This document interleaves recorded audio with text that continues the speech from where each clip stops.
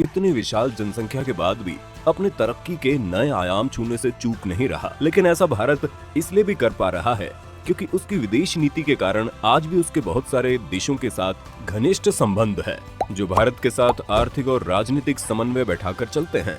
लेकिन उन्हीं देशों में से कुछ देश ऐसे भी हैं जिनसे भारत की दोस्ती इतनी गहरी और मजबूत है कि अगर वो ना होते तो आज भारत की सूरत कहीं ना कहीं कुछ और होती। चाहे वो भारत पाक युद्ध हो, भारत चीन युद्ध हो या फिर संयुक्त राष्ट्र में कश्मीर विवाद हो, इन देशों ने भारत की हर मुश्किल परिस्थिति में भारत की हर संभव मदद की है। और ऐसा कहना कहीं से गलत नहीं होगा कि जरूरत पड़ने पर वो देश भारत के साथ ही खड़े रहेंगे।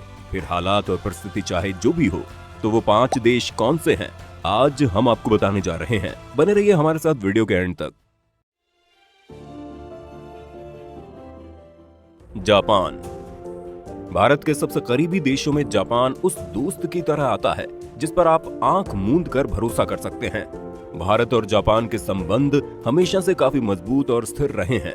जापान की संस्कृति पर भारत में जन्मे बौद्ध धर्म का स्पष्ट प्रभाव देखा जा सकता है, जिसकी वजह से जापान हमेशा से भारत की सभ्यता और संस्कृति से एक जुड़ाव महसूस करता है।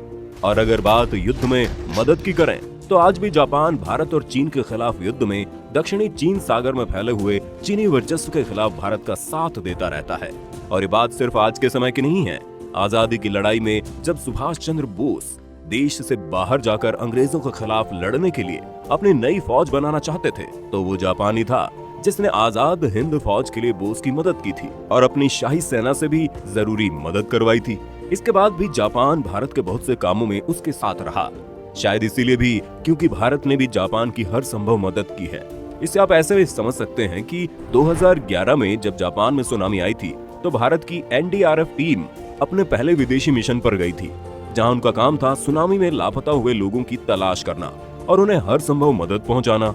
इसीलिए जापान भी ये समझता है कि भारत भी हर परिस्थिति में उसके साथ है, इसलिए किसी भी मुसीबत की घड़ी में जापान भारत की हर संभव मदद करेगा ही। रूस। दोस्तों, रूस भारत के उन करीबी मित्रों में आता है जिसने भारत का विश्वास उसकी मदद करके जीता है। भारत जब भी मुश्किल में रहा तो रूस ने भारत की बहुत मदद की। जैसे कि जब कुछ देश भारत के खिलाफ अपने वीटो पावर का इस्तेमाल करके कश्मीर को पाकिस्तान का हिस्सा बनवाना चाहते थे, तब अगर रूस भारत के पक्ष में ना आया होता तो भारत के पास आज कश्मीर नहीं होता। रूस ने अपना वीटो पावर का इस्तेमाल करके कश्मीर को भारत से अलग होने से बचा लिया था। इसके अलावा जब पाकिस्तान ने 1971 में भारत पर हमला बोला था, तब रूस ने उस दौरान भारत को बहुत से हथियार और टैंक मुहैया करवाकर भारत को उस युद्ध में भी इस लायक बनाया था कि भारत बड़ी आसानी से पाकिस्तान को मात दे दे। इसके अलावा 1965 के भारत पाक युद्ध में रूस ने मध्यस्थता करके दोनों देशों के बीच ताशकंद समझौता करवाया, जिसके बाद ये युद्ध खत्म हुआ था। बदले में भारत ने भी सोवियत रूस की नीतियों का समर्थन किया। 1979 में जब रूस ने अफगानिस्तान पर हमला किया, तब भी भारत एक मित्र होने के नाते सोवियत रूस के समर्थन में खड़ा नजर आया। इस वजह से अगर भारत कभी भी किसी मुसीबत में होगा तो रूस कभी भी मदद करने से पीछे नहीं हटेगा। इजराइल को अगर भारत का इस समय सबसे अच्छा मित्र कहें गलत नहीं होगा, क्योंकि इजराइल और भारत के संबंध पहले ऐसे नहीं थे। भारत और इजराइल की आजादी लगभग एक साथ ही हुई थी, लेकिन शुरुआत में भारत ने यूएन में इजराइल को एक अलग राष्ट्र बनाने के खिलाफ वोट दिया था, जिस वजह से इजराइल और भारत के संबंध खराब हो गए थे।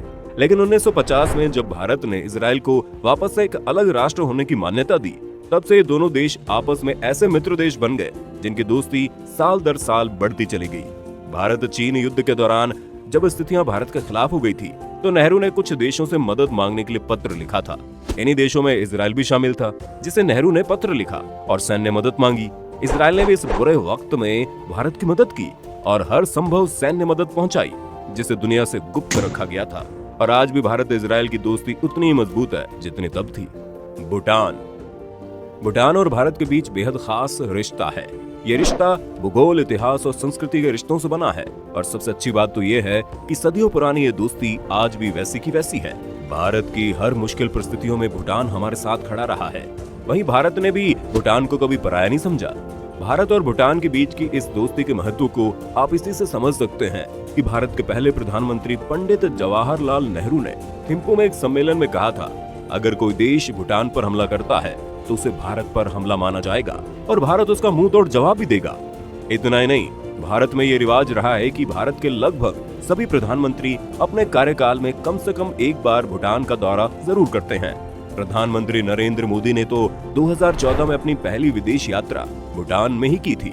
इसके अलावा 2019 में दूसरे कार्यकाल में भी भूटान का दौरा कर चुके हैं।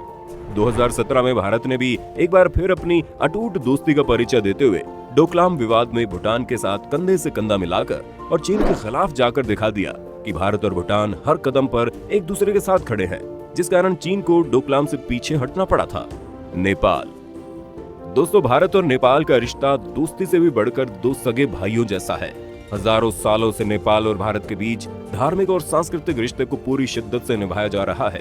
नेपाल माता सीता और भगवान बुद्ध की जन्मभूमि भी है, जिस कारण हम भारतवासियों के लिए ये किसी तीर्थ से कम नहीं है। भारत के लिए नेपाल भी काफी जरूरी है, क्योंकि जिस तरह से गोरखा रेजिमेंट में नेपाल के गोरखा लोग भारतीय सेना का हिस्सा होते हैं और फिर वो बाद में भारत के लिए सीमाओं पर दुश्मनों के खिलाफ लड़ते हुए अपनी जान तक दे देते हैं, उसे देखकर ये नहीं कहा जा सकता कि नेपाल भारत से किसी भी तरह अलग है। कारगिल युद्ध में गोरखा रेजिमेंट की वीरता को कभी भुलाया नहीं जा सकता है।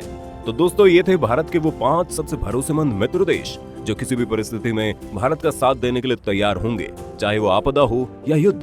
भारत इन देशों से मदद लेकर किसी भी विषम परिस्थितियों से आसानी से निपट सकता है। वैसे आपके हिसाब से इनके अलावा वो कौन से देश हैं जो भारत की किसी भी स्थिति में मदद करने को तैयार हैं? हमें कमेंट में बताइए।